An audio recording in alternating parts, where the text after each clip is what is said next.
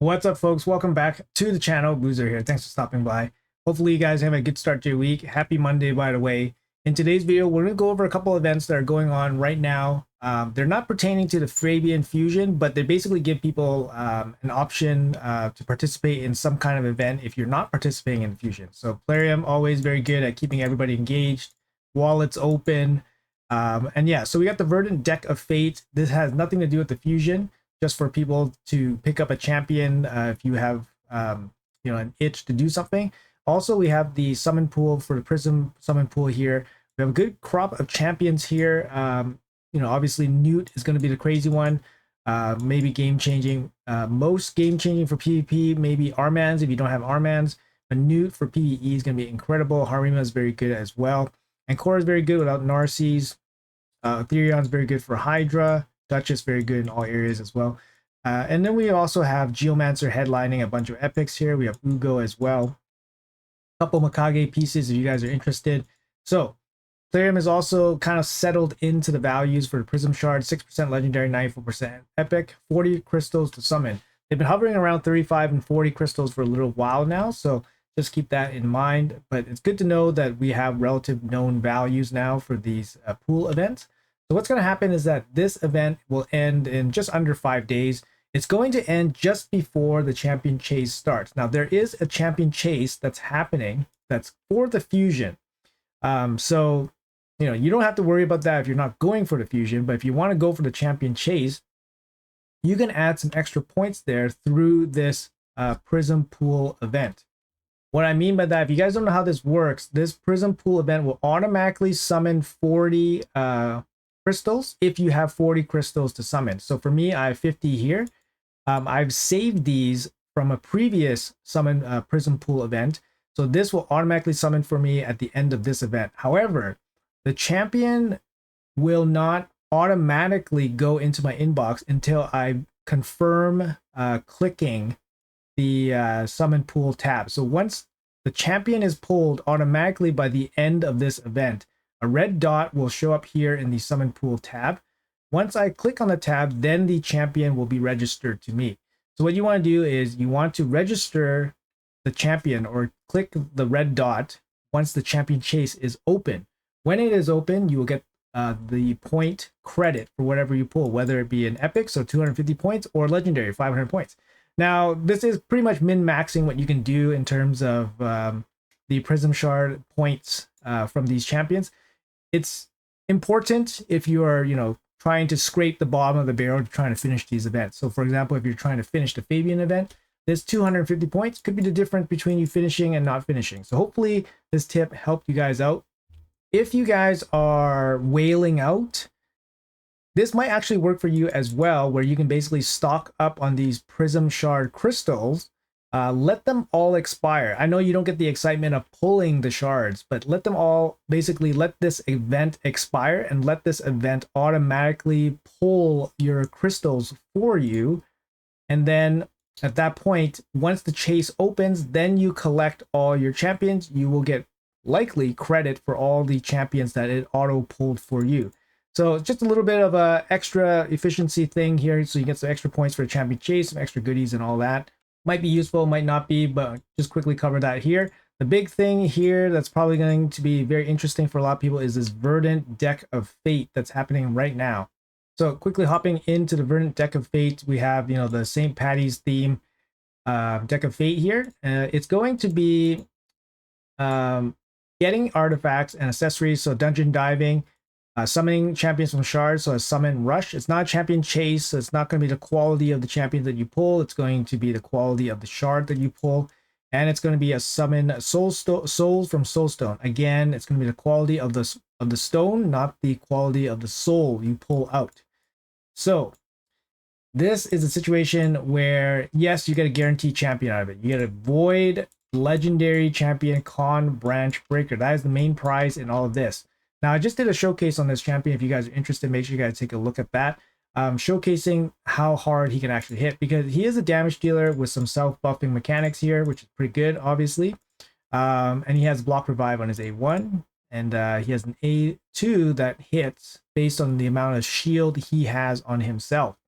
Now, it's a bit confusing, the wording on this, but after some testing, it looks like he requires a shield on himself to do more and more damage. So it's a little bit confusing, but on my testing, it didn't seem like he hit mega hard. I put my best defense-based gear on him for the arena, and yeah, he didn't hit mega hard. So to me, he's not going to be a champion that it's going to make or break most people's accounts. And I would imagine that for a newer player, you wouldn't have that level of gear to put on this champion to make him super, super strong anyways. So my recommendation is to probably pass this unless you have, you know, a couple, many thousands of energies laying around. In terms of overall rewards, you're getting one legendary book, and that's pretty much the only thing of value, like high value here for most people. I mean, you could argue that 100 of these big oils is pretty valuable for you guys. 100 of these big essence could be valuable as well. But, you know, there's not too many super good items here. Also, give notice to 8 epic cards only. So with less epic cards available in the pool, it means you're less likely to get triples in a row to get higher rewards. So the way it works, if you roll 3 of one rarity, you're gonna get a shot at one of these rewards. Now, like I said, if you only have 8 epic cards, the shot of you getting 3 of these purples in a row is very, very low. 8 is pretty much the lowest I've seen, and it's been much higher in the past. And Plarium has definitely tightened up how many epic cards they allow in these deck of fates nowadays. So the overall reward structure in this is very poor, and the chance of you getting triple anything is actually very low.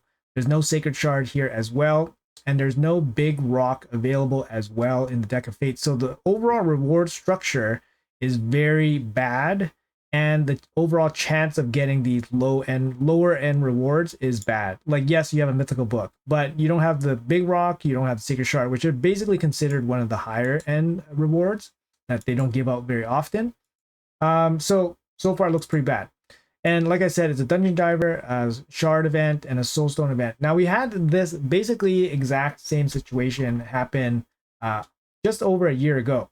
So Color Red's going to make a little guest appearance here, but based on some of the old deck data that I've been keeping track of, we have the old Fatalis deck of fate that happened in February of 2024 right here. And it's going to be basically the same dungeon diving plus shard summon event. You can kind of see the values here are basically the same, right? So for Kawn, you have 1600 points per sacred shard, and then you have, you know, a 30-point 6-star mythical credit. For Fatalis, it's a 31-point rank 6 mythical piece.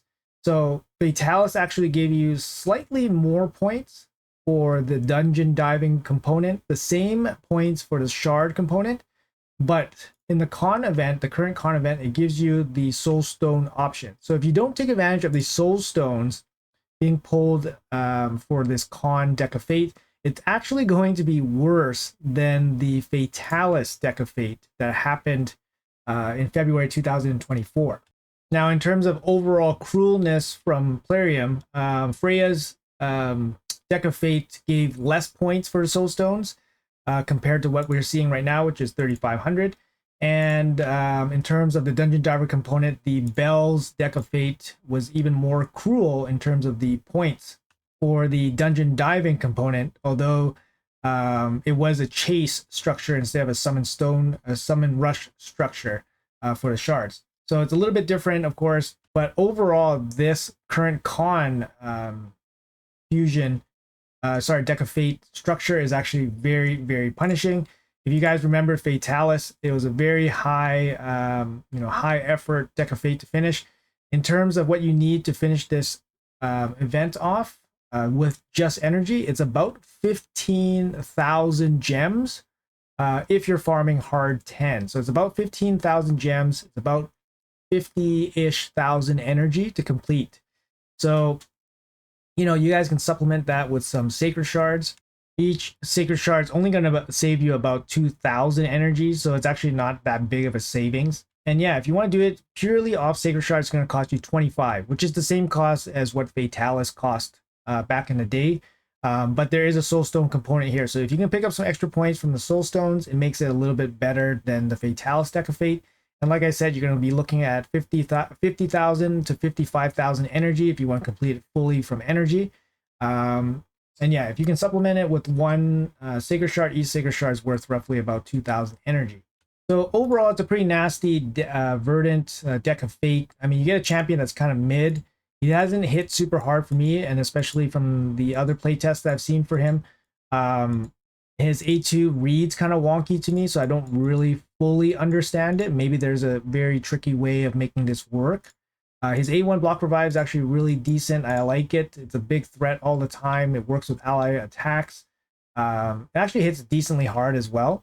And then he has self-buffing. So any attacker that self-buffs is really nice. He also has a little bit of added value here with the remove random debuff, making him more able to basically kick out of CC and still attack. But for me, I mean, unless I feel really compelled to spend 15,000 gems on energy to get this guy in a dungeon, event, I only have 10 Sacred Shards. I'm probably not going to spend them on this guy.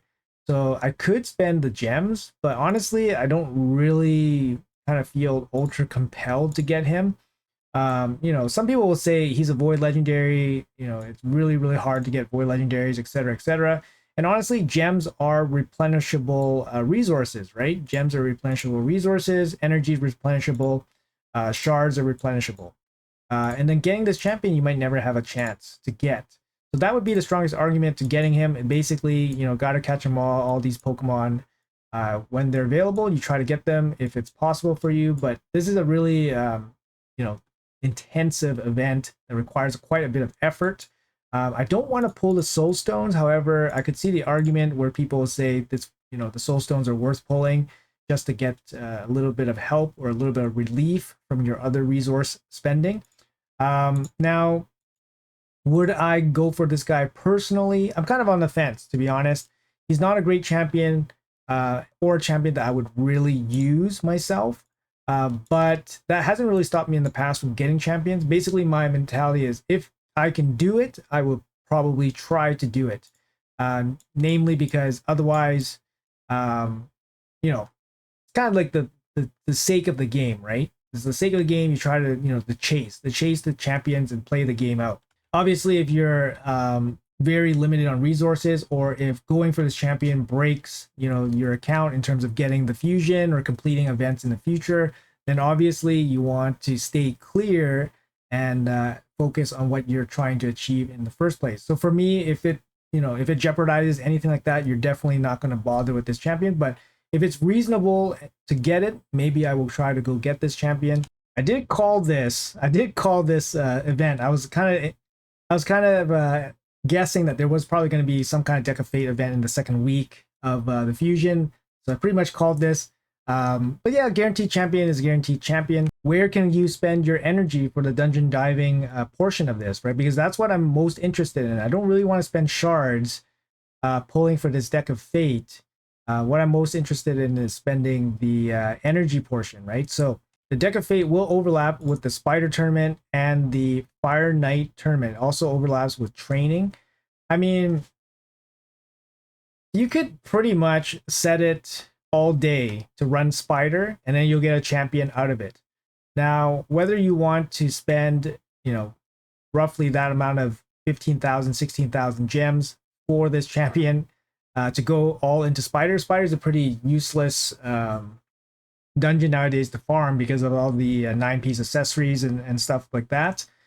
So it's basically just farming it for silver, which is obviously good, but for myself, it's not that big of a deal. So for me, it's literally just spending the gems just to get this champion. You have 1 day of overlap here with the Fire Knight. Maybe that's worthwhile.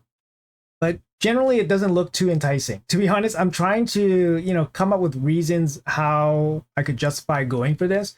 It's, it's more like if you have the resources and you don't mind spending it, then go for it. But there's not really too much reason why you would basically yeet 15,000 gems into Spider or Fire Knight just to get this champion, or spending 25 Sacred Shards.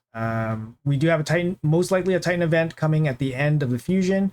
Obviously, the fusion is still ongoing, so if you guys are still doing that, then those should be your focus.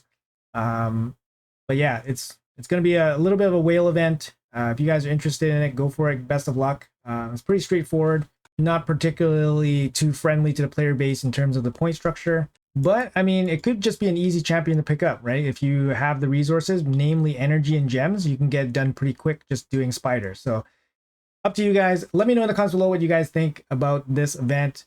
I mean, we kind of saw it coming for at least, you know, a day or two here.